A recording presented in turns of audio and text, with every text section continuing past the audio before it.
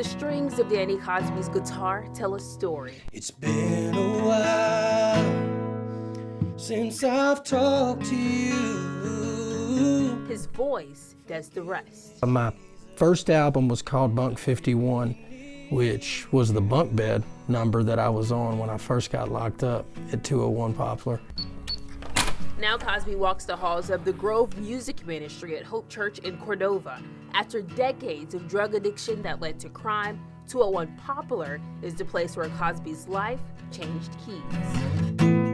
Writing songs every day, just writing, beating on tables, doing drum beats on tables, trying to figure out how to write, and singing for other inmates as an inmate.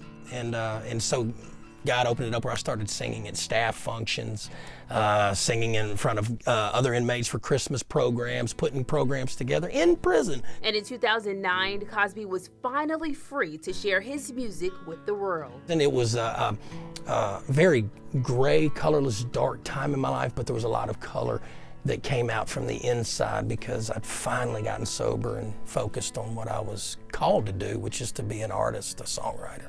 And I know sometimes it seems only call on An artist, songwriter is exactly what he is. Love you.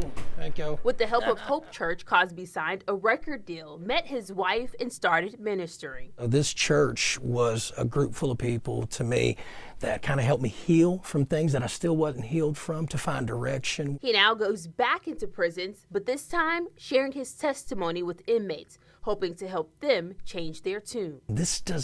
What you did does not define who you are, and where you're going is beyond your wildest imagination if you can only believe. 3 albums, national tours, a book, and more than a decade later, Cosby is living beyond his imagination. You look like this, you sound like I sound, you got the story I've got, and you just want people to know it so that they can say, maybe I can do something. In Cordova, Shay Simon, WREG News Channel 3.